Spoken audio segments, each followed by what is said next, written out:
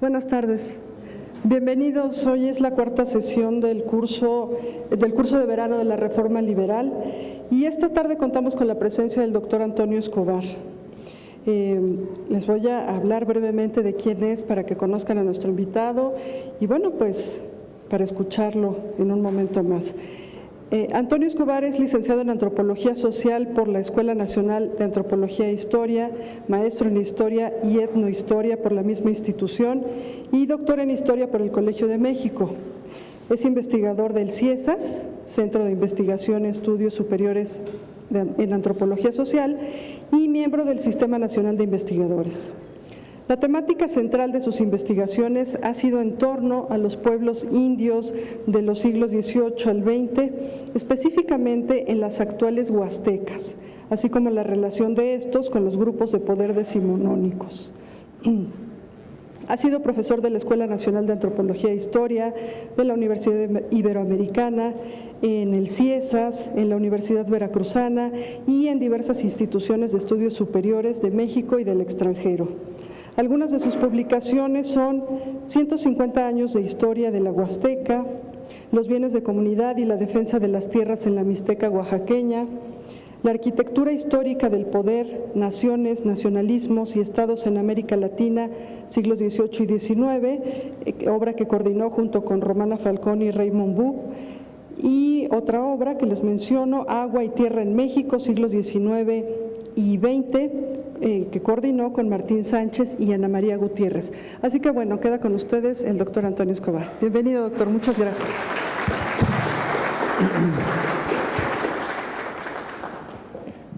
Buenas tardes. Muchas gracias por estar presente en esta plática. También un agradecimiento a el INERM y a su directora, la doctora Patricia Galeana, por esta amable invitación. Y las ideas que yo les voy a manifestar en esta charla va a girar un poco sobre cuáles son las consecuencias de la reforma liberal en la segunda mitad del siglo XIX, básicamente en tres ejes. Uno que es relacionado a la población indígena. El segundo eje sería en torno a las implicaciones sobre la tierra y la territorialidad, también relacionado con el tema de los indígenas. Y el tercer tema sería el tema del agua. ¿Por qué de alguna manera escogí estos tres temas? Digo, aparte que son los que trabajo y los que puedo preparar de manera más adecuada, es porque de alguna manera en un proceso de construcción que se da en la segunda mitad del siglo XIX sobre lo que implica hablar de nación, estos tres elementos van intrínsecamente ligados, ¿no?, a la conformación de una imagen y de una idea de nación de la que se va a retomar, digamos, para la primera mitad del siglo XX.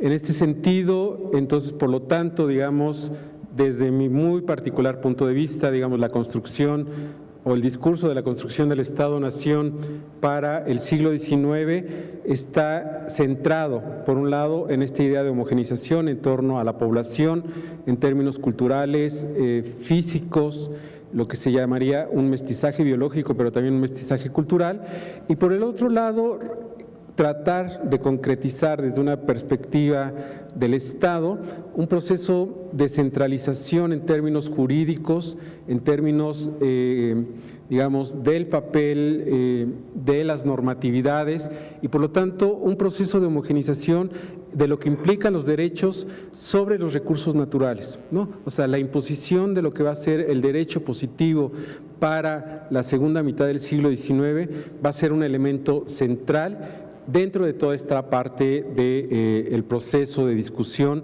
y de las consecuencias de la reforma liberal durante la segunda mitad del siglo XIX y que de alguna manera se van a ir recogiendo, ¿no?, algunos de estos elementos para lo que se va a considerar la terminación de la construcción de un Estado que se va a poder considerar más o menos como a mediados del siglo XX, más o menos 1950.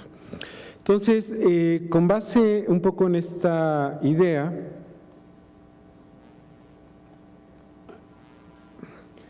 me voy a permitir presentar una serie de imágenes con el fin de ir argumentando, ¿no? Y que sea menos aburrido este asunto, sobre lo que implica, digamos, mucho de esta reflexión sobre lo que implica lo indígena, lo relacionado con la tierra y con lo del agua. La primera idea que vamos a tratar de ir centrando es en torno a lo que implica hablar no solamente del indígena, sino de lo indígena, sobre todo para la segunda mitad del siglo XIX, que sin duda no es nada novedoso frente a lo que se viene arrastrando en términos sociales, políticos y culturales durante finales del siglo XVIII y la primera mitad del siglo XIX, e inclusive podemos encontrar ciertas líneas sobre continuidades para la primera mitad del siglo XX. Como ustedes pueden apreciar, espero que más o menos, esta es una litografía de Antonio García Cubas de mediados del siglo XIX, más o menos de la década de los 60, donde lo que se muestra son las diferencias raciales, ¿no?, de los componentes sociales, ¿no?, de la sociedad en ese tiempo en México. Sin duda, también tenemos una gran problemática cuando tratamos de pensar en una sociedad para el siglo XIX, y es que tendríamos que diferenciar entre lo que son propiamente las sociedades rurales y lo que son propiamente las sociedades urbanas. Regularmente, cuando pensamos en sociedades urbanas desde la perspectiva del siglo XXI o del siglo XX, siempre estamos pensando en las ciudades como las conocemos actualmente. Un pequeño ejemplo es la Gran Ciudad de México. No es, digamos, ni la sombra para el siglo XIX y principios del XX de como la conocemos ahora. Básicamente la Ciudad de México correspondía a lo que ahora se denomina parte del centro histórico, ¿no?, de la propia Ciudad de México. Todo lo demás eran espacios rurales y por lo tanto una concepción y una construcción de sociedades muy diversificadas, donde podríamos estar pensando entre una combinación o una jerarquización social, pero mucho una visión desde lo que implicaba la forma de vestirse, la pigmentación de la piel e inclusive la manera en que se expresaba, ¿no?, el idioma castellano, no solamente para el periodo colonial, sino durante gran parte y sobre todo del siglo XIX, inclusive el XX. Por lo tanto, digamos, este cuadro, esta litografía que ustedes están percibiendo en la imagen, es una representación no solamente de los regionalismos que podría presentarse en un país, ¿no?, que se ve reducido después de la guerra con los Estados Unidos en 48, y esa diversidad étnica, esa diversidad plural y sobre todo, digamos, una concepción muy diferente de cómo cada sociedad se presenta a sí misma y hacia afuera frente a los otros. Bueno. Entonces, ¿qué es lo que podemos entender en esta primera parte de qué es lo que podemos pensar o considerar de lo que es el indígena o lo indígena para la segunda mitad del siglo XIX, que es el objetivo de esta plática? Tenemos una serie de problemáticas, ¿no?, que van no como un proceso que aparece forzosamente en la segunda mitad del siglo XIX, sino muchos autores y la historiografía básicamente han considerado que todas estas ideas surgen a finales del siglo XVIII en muchos de los casos y se va acentuando paulatinamente y se van construyendo las bases para poderse, ¿no?, con una nueva generación de liberales, con una nueva generación, digamos, social, con una mentalidad diferente a aquella que nació a finales del periodo colonial y que de alguna manera son los que desarrollan las ideas de la primera mitad del siglo XIX. ¿Cuál es el objetivo que retoma la reforma liberal de la segunda mitad del siglo XIX? Y es básicamente la concepción del individuo y por lo tanto la eliminación o la eliminación de la idea en torno a lo que implican las corporaciones. Y las corporaciones las podemos pensar desde en términos civiles, como podrían ser los propios pueblos indígenas o las comunidades indígenas, y el papel de la Iglesia durante gran parte del siglo XIX. En este sentido, desde principios del siglo XIX, un elemento central es la idea de la creación del ciudadano como individuo, con derechos políticos y con derechos sociales, y por lo tanto desprendido de cualquier corporación o cuerpo que lleve, ¿no?, a una idea de que la decisión no es individual sino es colectiva. En ese sentido, crear el individuo desde una perspectiva de finales del siglo XVIII y durante gran parte del siglo XIX y acentuada en la segunda mitad del siglo XIX, llevaba también a una concepción diferente de la propiedad, ¿sí? Pero no de la propiedad solamente en términos de si era propiedad individual, colectiva o propiedad privada, sino sobre todo para la segunda mitad del siglo XIX, en cómo se podían homogeneizar una serie de derechos en torno a la propiedad. O sea, porque tendríamos mucho tipo de derechos heredados del periodo colonial, sobre derechos de uso, sobre los recursos naturales, de usufructo, de propiedad, etcétera, etcétera, ¿no? La tercera parte que era esencial como esta herencia de finales del XVIII para el siglo XIX es cómo concebir al individuo en términos de igualdad jurídica, más no en términos de igualdad real, ¿no? O sea, la igualdad jurídica llevaba a esta idea de la individualización de la sociedad y por lo tanto la individualización de la sociedad llevaba de la mano, digamos, a una individualización de la propiedad y a una conformación de sociedades de individuos. Sin embargo, aquí tendríamos que tener algo muy claro. Cuando estamos hablando de individuos, al menos durante finales del siglo XVIII y gran parte del siglo XIX, los individuos son aquellos que podemos considerar como cabezas de familia en términos de lo que implica la mayoría de edad en ciertos momentos.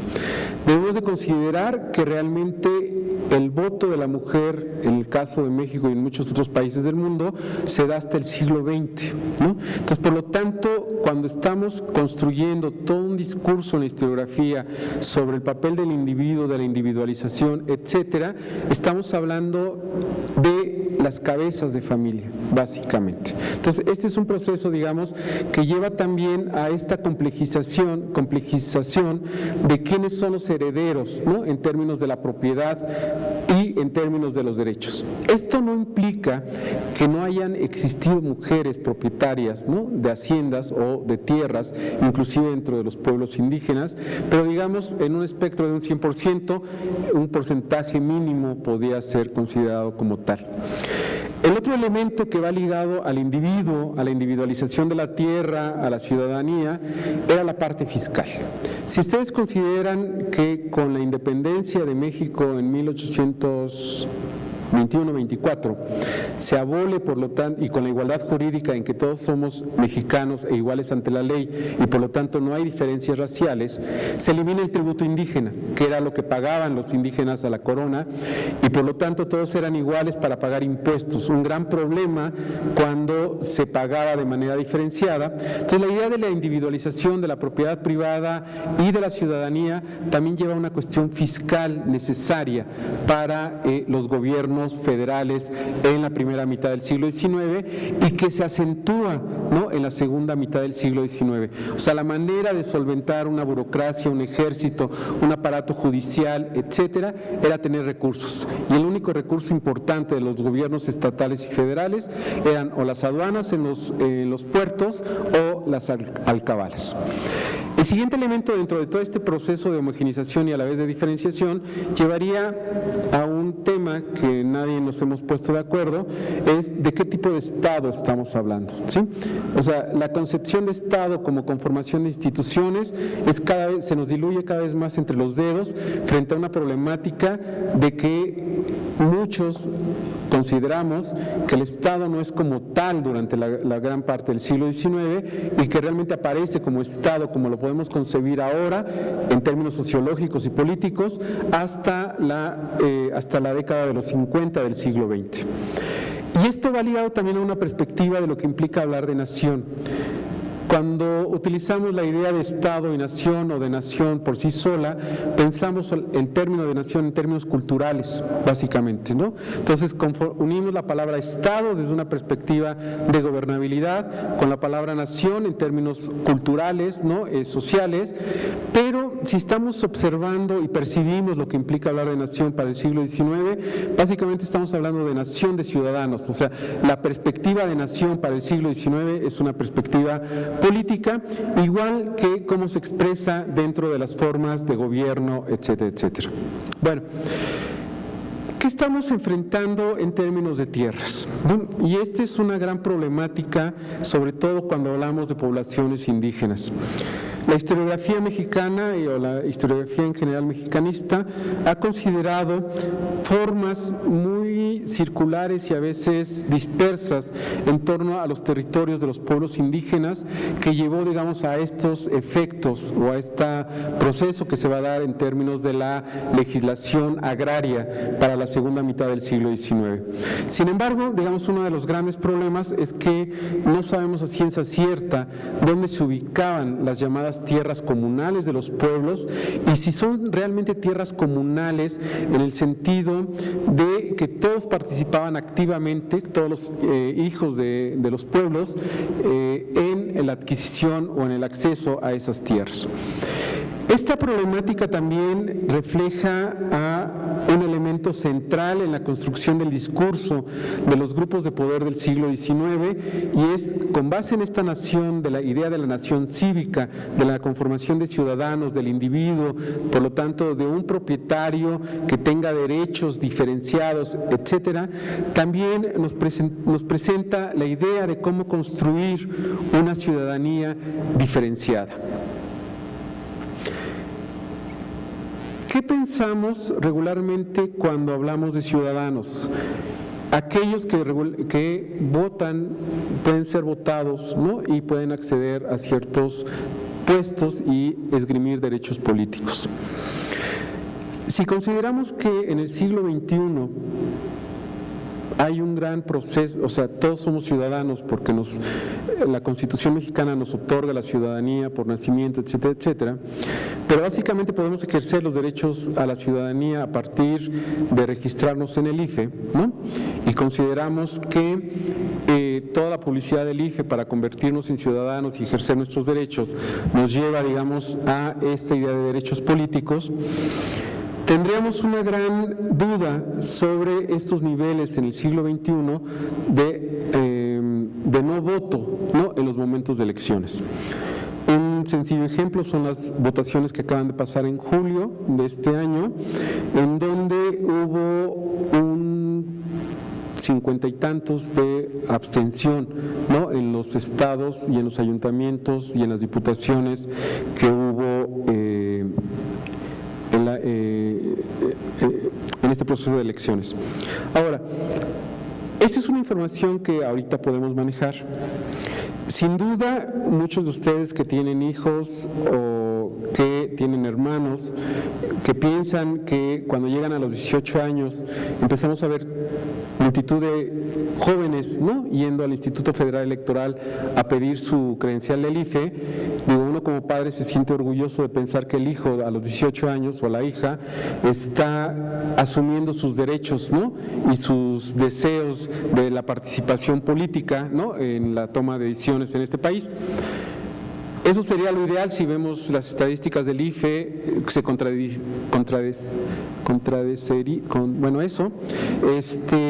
frente a el nivel de abstencionismo, ¿no? En las elecciones de presidencia, etcétera, etcétera. Entonces, ¿a quién le creemos? ¿Al IFE, que crea, ¿no? La idea de los ciudadanos, o a los datos del abstencionismo, o a nuestra propia perspectiva de que nuestros hijos van, ¿no? A los 18 años y desean fervientemente llegar a los 18 años para ir por su credencial del IFE, ¿no? Insisto, uno pensaría que las escuelas los han ido concientizando políticamente.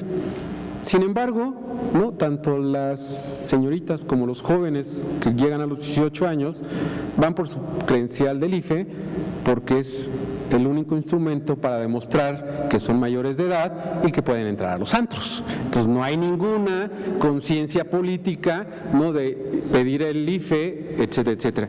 Esa fue mi gran desilusión cuando mi hijo me explicó a sus 18 años por qué quería su credencial del IFE, y es la misma explicación que me está dando mi hija, decidiendo o esperanzada que dentro de un año va a cumplir 18 años, ¿no? Entonces, si estamos viendo eso en el siglo XXI, sin duda tenemos una serie de problemáticas para la segunda mitad del siglo XIX sobre lo que implica y la concepción de ciudadanía, sobre todo cuando la población está sumamente dispersa y no está concentrada en los pueblos o en las ciudades. Solamente como para mencionar, podríamos considerar desde una perspectiva política de la idea de nación del individuo, tres tipos de ciudadanías, ¿no? La civil, la política y la social.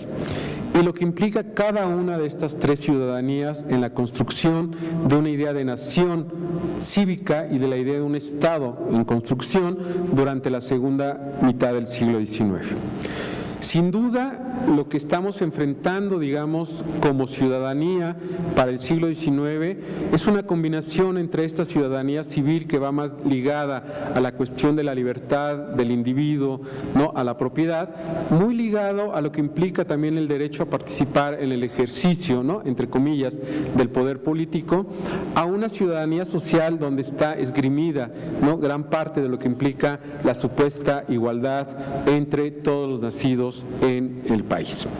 Pero toda esta concepción política, ¿no?, de nación e individuo, insisto, se enfrenta a una gran problemática en torno a lo que implica, ¿no?, la perspectiva de la tierra para los pueblos indígenas, esta idea de la igualdad del individuo y por lo tanto de la individualización de la propiedad. La gran problemática que nos enfrentamos como historiadores es que, insisto y reitero, no sabemos dónde se encuentran las denominadas tierras comunales que atacan las leyes liberales de la segunda mitad del siglo XIX, pero repetimos mucho de lo que está marcando la legislación y lo que está marcando, digamos, la documentación. Esta diapositiva y la anterior son de dos pueblos indígenas en donde tienen una estructura territorial totalmente diferente y son pueblos que están muy cercanos entre sí en distancia en la Huasteca Potosina, pero la misma distribución espacial de poblamiento no nos llevaría a una cuestión de homogeneidad en términos de lo que implica el propio territorialidad de los pueblos. Entonces, ¿qué podríamos pensar en términos de las propias reformas liberales, ¿no? Dos elementos centrales, y es, por un lado, quiénes de los pueblos o de las ciudades o de los actores sociales participan en el acceso en torno a los recursos naturales, llámese agua, tierra y bosques. Si tenemos una problemática para el siglo XIX frente a la idea del derecho positivo que implica homogenizar, también tenemos una gran problema, y los diversos tipos de derecho que heredamos del periodo colonial, también tenemos una serie de problemáticas para definir quiénes son los actores sociales que tienen acceso a la tierra, ¿sí? Y como ustedes pueden apreciar, estos son solamente unos ejemplos de algunos de los actores sociales en términos generales, corporativamente, que pueden acceder y que accedieron a la tierra o a los recursos naturales durante gran parte del siglo XIX y todavía parte del siglo XX, ¿sí? Una diversidad de conformación en torno a la forma de acceder a los recursos, una forma muy diferente de cómo se definen los derechos por parte de cada uno de estos actores colectivos y obviamente una sobreposición de derechos en torno a pedazos de tierra que cada uno de los actores sociales define como propio de manera muy diferente. Entonces, si del periodo colonial heredamos el papel de la Iglesia como corporación de los pueblos indígenas, las haciendas, etcétera, etcétera, las misiones, aunque no eran reconocidas como propietarias territoriales por parte de la corona, Para el siglo XIX se nos, no sé si es la palabra más adecuada, pero hay una balcanización de actores sociales, ¿no? O una diversidad de actores sociales que acceden a los recursos naturales y que obviamente también acceden con recursos con derechos muy diferentes en torno a esos recursos. Por lo tanto, toda esta idea que se nos va plasmando en términos políticos y jurídicos sobre el individuo, el individualismo y el propietario privado, frente a este esquema tenemos una complejidad entre que muchos de los que se deciden como individuos no terminan teniendo derechos colectivos dentro de los pueblos. Ahora, ¿qué se intenta en la segunda mitad del siglo XIX para homogeneizar esto? Una cantidad impresionante, estas son algunas nada más de las leyes más importantes. Se desprende una cantidad impresionante de legislación para la segunda mitad del siglo XIX en torno a lo que implica la tierra, el agua y los recursos naturales. Básicamente la ley más importante que más adelante vamos a ver, que marca o que se ha considerado que marca un parteaguas en términos de lo que implica la individualización de la propiedad, la homogeneización de los derechos, es esta famosa ley de desamortización de fincas rústicas de 1856, mejor conocida como la ley Lerdo, ¿sí? Una ley que se considera en términos de historiografía que con eso se marcó a nivel nacional cómo el gobierno federal iba a tratar de individualizar la propiedad, ¿sí? Y se ha corrido miles de hojas, cientos de páginas, ha habido debates, ¿no?, sobre lo que implica la ley. Solamente se nos ha olvidado algo. Cuando terminamos de revisar los artículos, le damos vuelta a la hoja y viene toda la justificación del entonces ministro de Hacienda, Sebastián Lerdo de Tejada, de por qué era importante una ley sobre fincas rústicas. Y son dos elementos. Una, es necesario cobrar impuestos. Para cobrar impuestos tenemos que tener un catastro. Para tener un catastro tenemos que tener individuos. Y tampoco nos hemos preguntado por qué una ley de características agrarias es publicada por el ministro de Hacienda y no por otro tipo de secretaría, por decirlo así, en el siglo XIX. O sea, es una ley básicamente fiscal de individualización y de cobro de impuestos al poder marcar una serie de procesos. Sin embargo, esta ley del 56 va a ser la base para las subsiguientes leyes que se van a dar tanto para la segunda mitad del siglo XIX y va a ser el argumento para la creación de esta leyenda negra que surge en la Revolución Mexicana en contra de la usurpación de las tierras por parte de las haciendas a los pueblos indígenas, amparándose en la ley del 56 y en las leyes de colonización. Entonces, la ley se convierte para el siglo XX en un discurso, en un argumento ideológico, y para el siglo XIX en un argumento fiscal y político. Y el otro elemento central es la ley de 1800, ¿sí la ven? ¿Sí la aprecian? ¿No?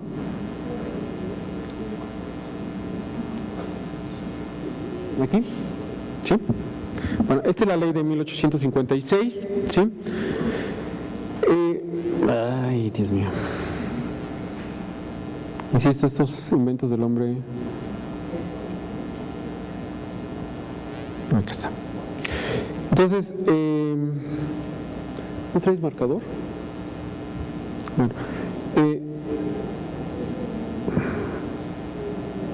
acá está.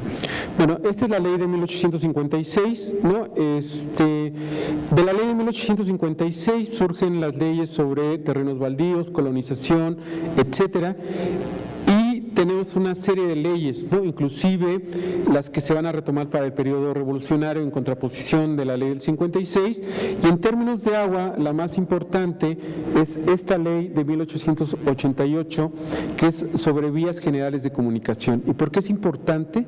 Porque el gobierno de Porfirio Díaz decide que todo aquel afluente navegable o no navegable, pero que sirva de límites entre estados y municipios, es propiedad federal, ¿no? O sea, lo mismo que hace el gobierno en 56 sobre la tierra, el gobierno de Porfirio Díaz lo hace en 88, ¿no? violando, si lo queremos ver así, frente a la federalización de las leyes, un derecho individual. Entonces, como el agua era propiedad privada, el gobierno federal decide a partir de la ley del 88 que toda el agua con estas características se convierta en aguas federales, y entonces, por lo tanto, para acceder a ese tipo de aguas hay que pagar impuestos. Entonces parecería, digamos de manera muy simplista, que toda la legislación agraria de individualización, etcétera, etcétera, lleva a un objetivo concreto o único que implica el pago de impuestos, ¿no?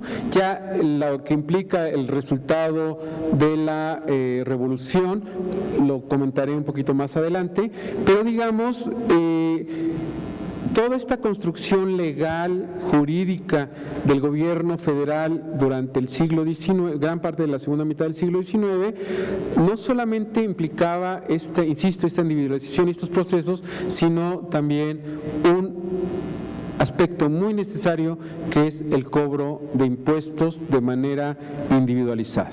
Bueno, regresando a lo que implica, ¿no?, la ley del 25 de marzo de 1856. De entre los 38 artículos que conforman esta ley, hay dos importantes que lo he estado comentando. Por un lado, que las corporaciones eclesiásticas o civiles no tienen que tener bienes materiales, con excepción de edificios, y por el otro lado, en términos, digamos, de la Constitución de 1857, se decidía que ni los ayuntamientos, ¿no?, como instancia política terrateniente, podía tener bienes materiales. Estos dos, sobre todo el artículo 8, que es el que pongo acá, causó una gran problemática en el siglo XIX, porque los ayuntamientos no sabían qué les pertenecía o qué no les pertenecía en términos de tierra. ¿Por qué? Porque muchos ayuntamientos surgen de pueblos indios, ¿no? Y si actualmente no sabemos cómo está la territorialidad de los pueblos indígenas, los ayuntamientos lo que hacen es ocultar a los ojos de las autoridades muchos de los llamados terrenos comunales de los pueblos, porque los ayuntamientos los usufructuaban y de ahí obtenían recursos, ¿no? Entonces, era un juego en beneficio mutuo entre los diversos actores sociales. Ahora, ¿qué lleva toda esta perspectiva también legal? A dos elementos que también tenemos que tomar en cuenta. Yo no sé si ustedes sepan que antes de 1863 las medidas, o sea, nosotros podemos lanzar una ley como la del 1856, donde llevaba a la individualización de la propiedad, ¿sí? Pero no solamente teníamos muchos tipos de derechos, sino también teníamos muy diversas medidas de superficie, ¿sí? Entonces teníamos desde caballerías, ¿no?, áreas de ganado mayor, menor, etcétera, etcétera. ¿Qué pasa con la ley del 56? Obviamente no se puede elaborar un catastro ni cobrar impuestos, porque cada actor social tiene registrado su superficie de manera diferente. Lo tiene en caballerías, o lo tiene en estancias de ganado mayor, o lo tiene en estancias de ganado menor, etcétera, etcétera. En la década de los 60, Benito Juárez, el del siglo XIX, no el de ahora, ¿verdad?, que se declaró en estos días semejante, decretó no solamente la ocupación y venta de terrenos baldíos, sino la homogeneización de las medidas de superficie. En ese momento dejamos de hablar de caballerías y empezamos a hablar de hectáreas, ¿no? Gran problema que tenemos, porque entonces tampoco cambiamos en términos generacionales para funcionarios que pensaban en caballerías, ganado mayor, y convertirlas en hectáreas. Y no solamente convertimos las superficies, las medidas de superficie, sino también las de peso. Entonces dejamos de hablar sobre diversas medidas y empezamos a entrar en kilos y en gramos. Entonces eso causó, perdón por la expresión, un soberano relajo, ¿no?, para no decir otra cosa. Entonces, ahí tenemos una problemática. Entonces, no es que la legislación, o pensemos que hay una debilidad del gobierno federal para aplicar la legislación, sino que tenemos una diversidad de usos y costumbres, ¿no?, en términos de superficies, en términos de medidas, etcétera, etcétera, que hacía la imposibilidad de crear un catastro de manera adecuada. Y si a esto le complicamos estos intentos de las leyes de colonización y de deslinde de terrenos, entonces tenemos ahí, imagínense un martini, ¿no? Le va echando uno vodka, ron, etcétera, etcétera, tenemos una bomba, ¿no? Entonces, el gran problema, digamos, de la segunda mitad del siglo XIX en términos de legislación es que nuestros propios funcionarios en esa época no tenían la capacidad de convertir medidas para cobrar catastro. Entonces, digamos, toda la parte jurídica que se armó de manera adecuada, digámoslo así, por abogados, economistas, etcétera, etcétera, no se podía aterrizar a la realidad porque teníamos una serie de problemáticas y una serie de diversidades regionales impresionantes, ¿no? Entonces, ¿qué estamos pensando, digamos, además de que teníamos que individualizar, teníamos que considerar que el indígena tendría que individualizarse, teníamos que considerar que el indígena tenía que sentirse como mexicano, porque ya habíamos sufrido la derrota de 1848, estábamos sufriendo la derrota de la invasión francesa, no había un sentimiento nacional desde la perspectiva de los liberales, etcétera, etcétera, etcétera. Entonces se pensó en un elemento puntual, ¿no?, y que había servido bastante bien en los Estados Unidos. Traer colonos, ¿no?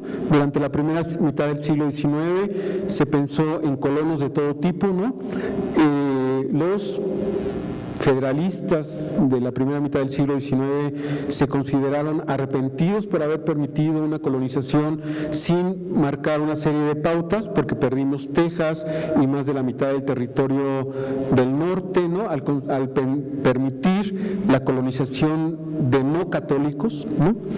Y a partir del 48 se empieza una política muy ligera en impulsar la colonización en zonas fronterizas, pero no en zonas fronterizas, pero sí de católicos, ¿no?, preferentemente de aquellos que provengan de países con una fe católica impresionante a partir del 48, pero la colonización va ligada también a este proceso de desamortización, de entrega de terrenos baldíos, de deslinde de terrenos baldíos, etcétera, etcétera. Entonces parecería, ¿no?, que todo esto se va combinando para considerar una serie de elementos en la idea de la parte jurídica, la parte social, la parte política, donde la base sería el elemento de tierra, la homogeneización de la cuestión indígena. Bueno, en toda esta situación, ¿qué papel juega el agua? Ustedes podrían decir, bueno, pues lo más obvio es que si no hay agua no hay cultivos, no podemos estar esperando constantemente las lluvias, entonces por lo tanto hay un exceso. Como ustedes habrán apreciado, desde en 1888, a diferencia del caso de tierras, se inicia, ¿no?, un proceso realmente importante de control sobre los recursos hídricos en todo el país. Y esto va a generar una serie de problemas, porque si tenemos diversos tipos de derechos sobre la tierra, también tenemos diversos tipos de derechos sobre el agua. Entonces, no importaba que un afluente tuviera el mismo nombre, cambiara de nombre, el gobierno federal consideraba que si cruzaba una entidad federativa, era límite en una entidad federativa, por lo tanto era propiedad federal. Entonces, cualquier riachuelo que saliera, por ejemplo, una propiedad federal es el río Bravo, cualquier riachuelo que saliera del río Bravo era propiedad federal, ¿sí? Entonces, por lo tanto, al considerar las vías de comunicación como federales, entonces, en general, todo recurso hidráulico o hídrico se convertía en propiedad federal y tenía que pagarse impuestos. Pero aquí la cuestión es cómo medir también el agua, ¿no? Entonces, no se puede medir por superficie, no se puede medir por cantidad. Entonces, se empezó a medir como lo tenemos ahora, por litros por segundo, ¿no? Antes se medía, se ponían unas compuertas de calicanto o de madera y había unos agujeros de diverso tamaño que eran ojo de buey, dependiendo de la cantidad de agua que podía entrar, limones, naranjas, etcétera. También en 1863 hay una homogeneidad en medidas hídricas que lleva a una serie de problemáticas porque el agua es aprovechada por obrajes, etcétera, etcétera, etcétera, ¿sí? Y sin duda, una de las grandes problemáticas es cómo aprovechaban el agua los pueblos, las haciendas, los obrajes, las fábricas, sobre todo pensando en un proceso de industrialización en el siglo XIX, y qué se tomaba del periodo colonial, ¿no? Uno de los grandes problemas, digamos, es que ahora, pero ahora abrimos la llave y ahí sale el agua. El agua potable en nuestras casas comienza a llegar más o menos en los años 60 del siglo XX, ¿no? A nuestras casas. Antes eran las fuentes, eran llaves afuera, ¿no? Muchos de ustedes que han recorrido las zonas rurales pueden ver, ¿no?, que de repente entra a un pueblo y hay como un grifo, ¿no?, donde todavía la gente sigue yendo porque no hay agua en sus casas. Entonces ya hay una diferenciación entre cómo se utilizaba o se utiliza ahora el agua y cómo se utiliza en otros momentos, ¿no? Entonces, por lo tanto, el recurso no solamente era importante para la tierra, sino también, digamos, para la sobrevivencia y saciar la sed de los seres humanos. Y por lo tanto también hay un cambio cultural cuando se deja de utilizar o sacar agua de las fuentes y de los acueductos y llegan las tuberías, entre comillas, a nuestras casas, ¿no? Tenemos que pagar impuestos. O sea, hay una política de sanidad, sí, hay una política de urbanización, pero también hay una política fiscal, ¿no? O sea, ahora pagamos más por el recurso agua que lo que se pagaba o lo que se paga proporcionalmente por el predial de nuestras casas, ¿no? Si ustedes hacen una suma, o sea, pagamos más de electricidad y de agua que lo que pagamos de predial. Entonces, el incremento, digamos, en el uso de los recursos implica también no una mayor cantidad de impuestos, sino porque los recursos no son finitos, ¿no? La tierra tampoco es finita, pero no, la generación de agua la utilización del agua, etcétera, etcétera, es bastante complicado. Por eso también tendríamos que entender por qué las ciudades comienzan, ¿no?, por un lado a entubar los ríos, ¿no?, en la Ciudad de México, por una cuestión de sanidad, por una cuestión de que los ríos se convierten en formas de desagüe, ¿no?, de las fábricas, etcétera, etcétera. Y aunque no parezca mentira, el 87% en la actualidad del agua de este país se utiliza para riego, ¿no? Uno pensaría que se utiliza más en las ciudades, no. O sea, el permitir, por ejemplo, en la Ciudad de México que se expandan las ciudades urbanas sobre las zonas agrícolas no era solamente una lógica de ocupación habitacional, sino era una lógica de eliminar la mayor cantidad de agua posible en muchas zonas. Entonces, por eso entendemos cómo en los años 50, 60 y 70 la ciudad se expande sobre lo que consideramos tierras cultivables, porque es muy caro, ¿no?, y mucho consumo de agua para el riego y para la agricultura, ¿no? Pero sin embargo, durante el siglo XIX es uno de los grandes problemas, ¿no?, el control de los recursos, y los conflictos son constantemente señalados en cada uno de los procesos. Pero este hecho lleva también a cómo controlar el recurso en aquellas zonas en que es importante, ¿no?, el agua. Y sin duda, digamos, a diferencia de los pueblos, los propietarios privados y en muchos casos los ayuntamientos crean una serie de infraestructuras muy importantes para controlar y manejar y cobrar el agua en torno a esto. Yo no sé si alguno de ustedes conozca la zona de Los Remedios en el Estado de México, ¿sí? Bueno, esa construcción que ven ahí todavía existe, por ejemplo, ¿no? Entonces, ¿qué es lo que estamos viendo? Una serie de problemáticas que va a ser después muy importante para la revolución. y es que básicamente todos los sistemas de riego importantes en el país están controlados por las haciendas y los ranchos durante la segunda mitad del siglo XIX, y en muchos casos utilizan las leyes de 1888 de los propietarios privados para definir derechos individuales en torno a el recurso hidráulico. Este es un elemento esencial, digamos, no solamente en términos de producción, pero sí va a ser después una problemática. El agua no pagaba impuestos antes de 1888. La tierra no pagaba impuestos en el periodo colonial. Intenta cobrarse impuestos a partir del 56. El agua comienza a intentar cobrarse a partir de 88, ¿no? Entonces, por eso se ve tanto en la tierra, en el individuo y en el agua, un elemento central para obtención de recursos cuando, digamos, es imposible tener una Secretaría de Hacienda, ¿no?, o sus cobradores en diversas partes del país, eficientes cobradores, ¿no?, en muchos sentidos.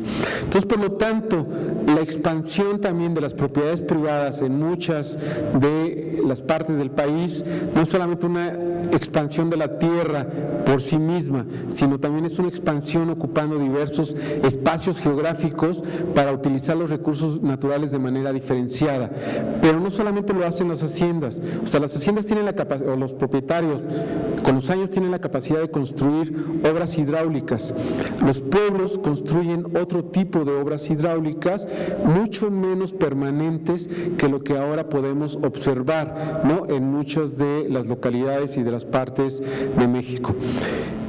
La ocupación y la utilización y la creación de sistemas de riego por parte de las haciendas, no solamente, o sea, no estoy a favor de los hacendados, ojo, nada más estoy mencionando el sistema productivo, pero con la creación de los ejidos a partir de 1915, pero sobre todo los ejidos del 36, los sistemas de riego de las haciendas van a sufrir serios problemas, y una parte, digamos, de la conflictividad del campo mexicano en términos de productividad se debió, ¿no?, a cómo se rompen los sistemas de riego por parte de los ingenieros agrónomos revolucionarios.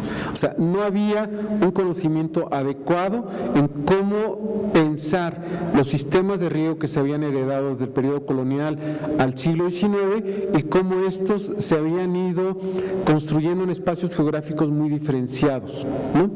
Todo este hecho nos lleva a una serie de problemáticas en cómo entonces participan los actores sociales, ¿no?, llámese pueblos indígenas en términos individuales, peones, medieros, arrendatarios en haciendas, los propios propietarios de haciendas, rancheros, ¿no?, en el acceso, ¿no?, en torno a los recursos naturales, y cómo la legislación va, ¿no?, marcando una serie de pautas en términos de eso.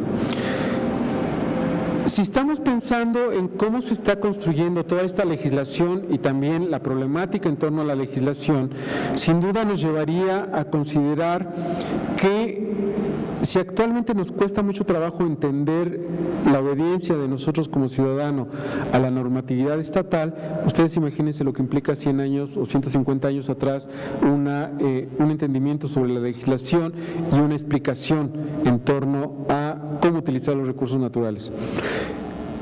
También podemos considerar que lo que hemos heredado es siempre una visión de una gran conflictividad entre los diversos actores sociales por tierra, por agua, por bosques, ¿no? Entonces, nunca entendemos o logramos explicar por qué un hacendado quiere más de 450,000 hectáreas. Si ya tiene 450,000 hectáreas, ¿para qué necesita 10,000 más, ¿no?, y invade el pueblo? Y nos quedamos en la idea del conflicto y no sabemos o no construimos un discurso de cómo se da la apropiación en torno a los recursos naturales. Este elemento, digamos, va a ser sumamente importante en varios sentidos. La inversión hidráulica es privada en el siglo XIX y durante gran parte del siglo XX hasta 1926, en que se crea la Comisión Nacional de Irrigación en 1926. A partir de ese año, el gobierno federal se encarga de la construcción de la infraestructura hidráulica como la concebimos ahora, ¿sí? O sea, las presas, las represas, etcétera, etcétera. Antes era propiedad privada, ¿sí? Y entonces, por lo tanto, si yo construía mi infraestructura, mis derechos sobre el agua eran privados. ¿Cuál es la conflictividad que crea, ¿no?, la ley de 1888 y las subsiguientes leyes en torno a el agua? Obviamente, en que se comienza, ¿no?, a crear una infraestructura en la cual el control sobre el agua es cada vez más competitivo, pero donde ya no se deja, digámoslo así, correr el líquido de manera libre, ¿no? O sea, los conflictos entre los usuarios de río arriba con los de río abajo es básicamente porque muchos ya no dejan recorrer, ya no dejan que corran los afluentes y son desviados, ¿no? Entonces, el problema es cómo construir, ¿no?, desde la perspectiva del gobierno federal, una visión, ¿no?, de lo que implica esto. Bien. Todo este proceso, esta problemática sobre la individualización no desaparece en los pueblos indígenas como quisieran los liberales de la segunda mitad del siglo XIX. No hay una pauperización de los indígenas por la pérdida de tierras debido a las leyes de colonización, a la individualización. No tenemos participación masiva de ciudadanos indígenas en las elecciones de los ayuntamientos. Y tenemos un gran problema de conflictividad, ¿no?, agraria e hidráulica, que en muchos casos se origina o consideramos que es originada a partir de la ley de 1856. Y ese es el argumento que se utiliza tanto por parte de Venustiano Carranza como en el decreto del 6 de enero de 1915. En que se desconoce cualquier terreno que haya sido usurpado o vendido a partir de 1856. ¿Eso qué nos lleva? A que, por un lado, siempre pensamos como grandes propietarios de tierras a los hacendados o a los rancheros, los pueblos indígenas. Se nos olvidan los ayuntamientos, ¿no?, como terratenientes también, ¿no?, que son los que directamente atacan la ley del 56 junto con la iglesia. Nunca hay una crítica, digamos, a la gran propiedad, porque, o sea, las grandes haciendas o los grandes latifundios, porque desde una perspectiva legal es un propietario privado, un propietario individual, ¿sí? Pero sin embargo, entramos al siglo XX y los historiadores nos sorprendemos después de todo un discurso de pauperización, de pérdida de tierras, etcétera. Entonces le damos la vuelta a la hoja y entramos al siglo XX y encontramos terrenos comunales, ¿no? Entonces, hubo defensa de los pueblos y lograron defender sus tierras comunales. Pero entonces, antes de dar la vuelta en nuestro escrito, ya habíamos dicho que los indígenas habían perdido las tierras, ¿no?, por la ley del 56, y luego encontramos que hay terrenos comunales. Entonces, hay muchos matices en la historia, ¿no? Ahora, básicamente, a partir de los estudios de los intelectuales revolucionarios, se ha considerado, ¿no?, que la revolución llega por varias causas. Entre ellas, ¿no?, es la pérdida de la tierra por parte de los campesinos y de los pueblos indígenas, la expansión de las haciendas, las leyes de colonización y terrenos baldíos, ¿no?, una gran sequía que hubo en la segunda década del siglo XX, ¿no?, haciendo un paradigma a las causas de la revolución de la guerra de independencia de 1810, ¿no?, que hubo una sequía en 1809, y consideramos y retomamos los historiadores actuales que una de las grandes causas de la revolución es la expansión de las haciendas, ¿no? O sea, una expansión desmedida, y todos consideramos, por ejemplo, los grandes latifundios de los Terrazas en el norte, ¿no?, que tenían 2 millones de hectáreas, ¿no? O sea, pequeña propiedad, yo no sé cuál era la queja, y encontramos en San Luis Potosí haciendas de 450,000 hectáreas, haciendas, ¿no? Y vamos bajando, y en el sur, en Oaxaca, encontramos haciendas de 1,000 hectáreas, que en otras zonas serían ranchos, pero acá son haciendas. Entonces, tampoco podemos homogenizar, ¿no?, el asunto. Entonces, Eso explicaría por qué en algunas entidades del país no hubo revolución de manera violenta y en otras sí, o por qué la revolución inicia en el norte. Digo, es un tema que nada más me está sirviendo como colofón. Pero, digamos, con la ley de 1915, ¿no?, se comienza toda una política de recuperación y de otorgamiento a los pueblos indígenas o a los pueblos que perdieron las tierras a partir de 1856. Sin embargo, en el momento a partir de tanto del decreto de 1915 como de la Constitución de 1917 y en el momento en que se le solicita a los pueblos que los pueblos comienzan a pedir la restitución de bienes comunales, les resulta medio imposible demostrar que esas tierras que están solicitando restitución los perdieron a partir de la ley de 1856. Como no lo pueden demostrar, las autoridades federales entonces dicen, bueno, no puedes demostrar la restitución que perdiste las tierras comunales, entonces pide dotación de ejidos. Entonces les damos dotación de ejidos.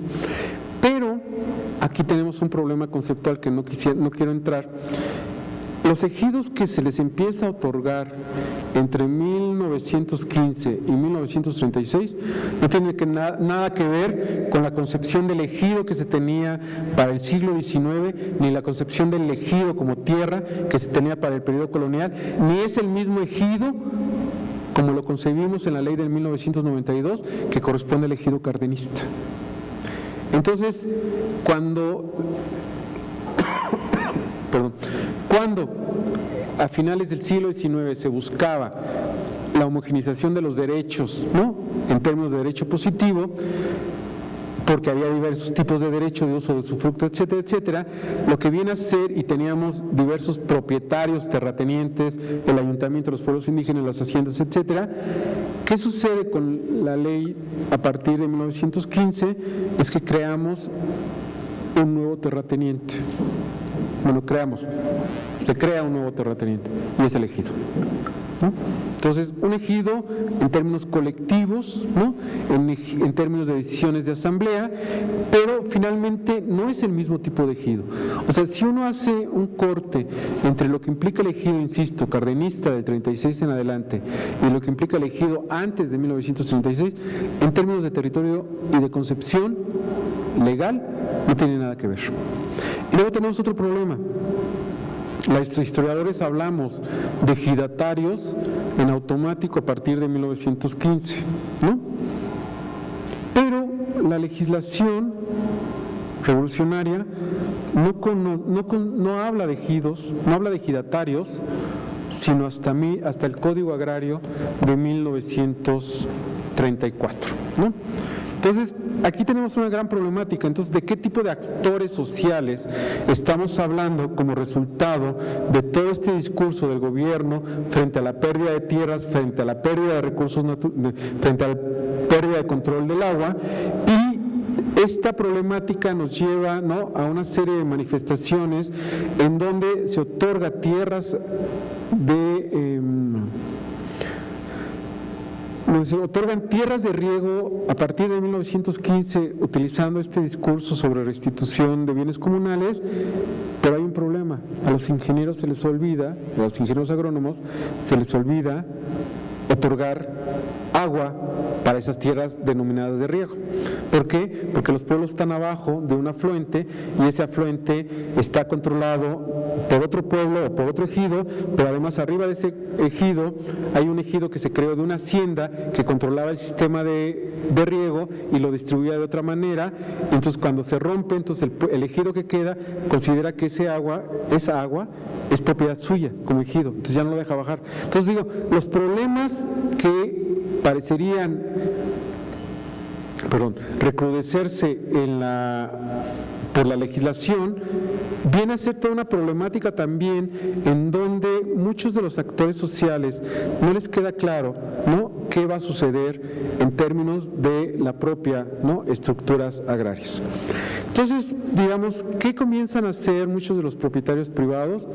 Es argumentar una serie de derechos otorgados previamente, otorgados a finales del siglo XIX para conservar los derechos, ¿no? Pero como los gobiernos revolucionarios utilizan el argumento de justicia social, muy pocos propietarios privados recuperan, digamos, un elemento. Y el otro es que también tendríamos que considerar, que no es la razón de esta plática, es cuántas haciendas fueron intervenidas y repartidas en ejido entre 1915 hasta 1936, ¿no? Si las comparamos, pensando en la pérdida de tierras del 56, si la comparamos el número de haciendas entre el 10 y el 30, perdón, entre el 15 y el 36, con las del 36 al 40, que es la época cardenista, tenemos el reparto de haciendas en ejidos del cardenismo a esta altura, y lo que se hizo del 15 al 36, así, ¿no? Entonces, estamos hablando de los gobiernos revolucionarios, ¿no?, que están respondiendo a partir, insisto, de que la ley del 56 implicó la pérdida y la pauperización de los pueblos indígenas, la individualización. Y otro elemento importante es que un punto esencial del nacionalismo revolucionario, como ustedes lo saben, y está reflejado en los murales de Diego Rivera, Frida Kahlo, es el mestizo. No es el indígena, no es el blanco. Entonces, la creación de la nueva nacionalidad mexicana está sustentada en lo que de alguna manera se cuestionó: la homogeneidad cultural, la homogeneidad racial, que es el reflejo del mestizo, la creación nuevamente de terrenos corporativos, que es el ejido, sin descuidar, ¿no?, etcétera. Pero arriba de todo eso, que esa es la única diferencia entre lo que vamos a tener del siglo XIX y la falta de imposición de un aparato jurídico legal, es que tenemos un Estado patrimonialista, ¿no?, que se va fortaleciendo desde una perspectiva más de legalismo, ¿sí?, en torno a los diversos sectores sociales. Esa es una de las explicaciones, digamos, muy simple, de que puede entenderse por qué el Estado revolucionario logra consolidarse y crearse y consolidarse de manera más institucional. Digo, el lema de la revolución institucional no es fortuita, ¿no? O sea, se institucionalizó la revolución y por lo tanto se institucionalizó el Estado, a diferencia de la segunda mitad del siglo XIX, en que el gobierno era individualizado, ¿sí? Entonces, tenemos una serie de elementos a partir de la legislación, de esta concepción del individuo, esta concepción de la homogeneidad del indígena, ¿no?, homogeneidad que de alguna manera también los gobiernos revolucionarios toman, ¿no?, en varios sentidos.